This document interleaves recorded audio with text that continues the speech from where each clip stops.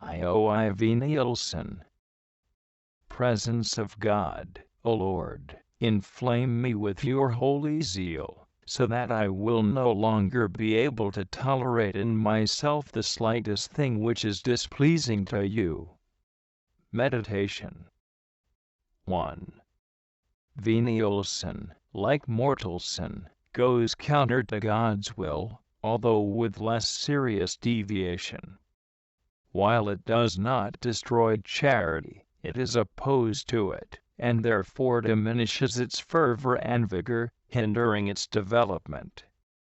This is the disastrous effect of deliberate venial sin committed with the realization that it is displeasing to God. Once venial sins of this kind become habitual, they decrease the soul's tendency toward God, and increase, on the other hand, its leaning toward self-satisfaction and creatures. Thus, little by little the soul loses its fervor, its sense of sin, and falls into tepidity, which is characterized by a certain indifference to venial sin. This puts it in danger of offending God, in serious matters also. In this sense, venial sin may be compared to a disease of insidious languor, a kind of spiritual tuberculosis, which undermines the organism slowly, but fatally.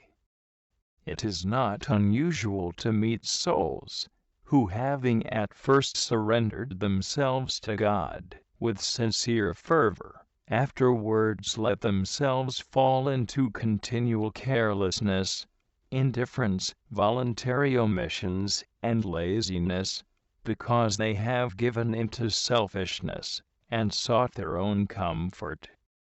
They become incapable of making the generous efforts required to advance on the way they have started. Their spiritual life is reduced to a king of lethargy which is not yet death, but which has none of the freshness and vigor of a strong, healthy life. It lacks the fervor of charity, for this is continually being lessened by deliberate concessions to venial sin.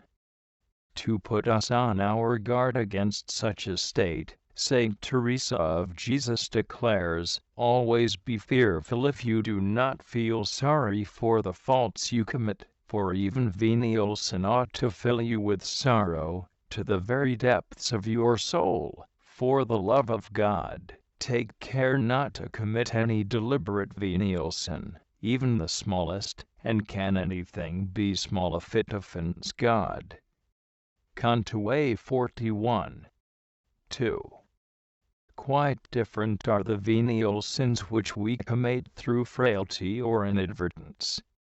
Very often the soul is determined not to give in at any price, due to its weakness. However, it falls when temptation comes, especially if the attack is unexpected.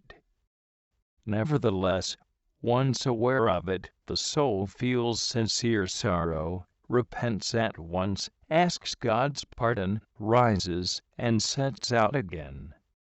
Such sins cause no great harm to the soul, they are signs of its frailty, and show that it has not yet reached spiritual maturity. Moreover, if the soul sincerely humbles itself after these falls, it will draw profit from them and a more profound knowledge of its own misery, which will make it mistrust its own strength entirely, and place all its confidence in God alone. It will experience in a practical way the profound truth of the words of Jesus, "Without me you can do nothing." John 15:5.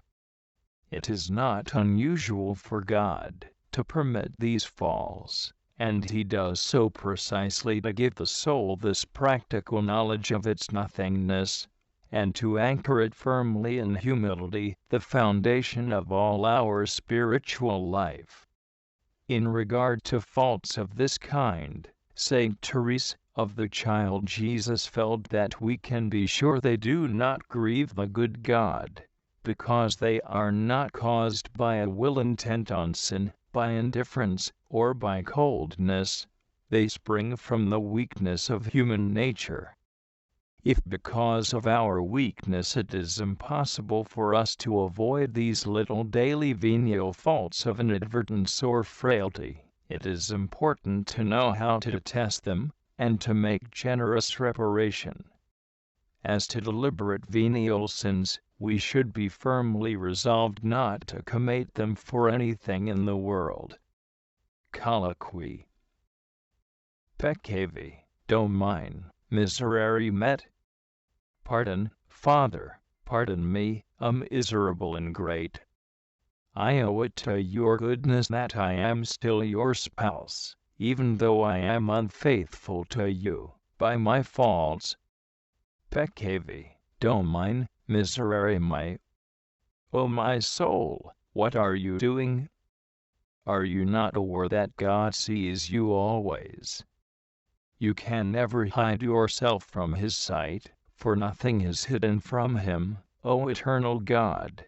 Father, of all goodness and mercy, have pity on us, because we are blind, and in darkness, and I, more than anyone else, am miserable, and to be pitied. O true Sun, enter my soul, and illumine it with your brightness. Drive out the darkness and give me light. Melt the ice of my self-love, and kindle in me the fire of your charity. Peccavi, domine, miserere mei. Saint Catherine of Siena. May His Majesty be pleased to make us fear Him, whom we ought to fear, and understand that one venial sin can do us greater harm, and all the forces of hell combined. T.J. Life, 25. Indeed, the real evil, the only one I have to fear, is neither temptation, nor trial, nor interior or exterior contradictions, nor the loss of material things, or of health, but only what is contrary in any way at all to my union with you, my sovereign good. This evil, I see, can be caused by one single venial sin, committed deliberately. O Jesus, I beseech you, through the merits of your passion, deliver me from this great evil, take away from me the wretched power to offend you. And if, because of my innate weakness, it is impossible for me to avoid these faults, grant that they may never be the consequence of my bad will. May my faults serve only to humiliate me, not to offend you. Because of my weakness, I often fall. Often I lose sight of what is my only care, and straying from your side, allow my wings to be draggled in the muddy pools of this world. Then I cry like a young swallow, and my cry tells you all, and you remember, O infinite mercy, that you did not come to call the just, but sinners. TCJSD 13.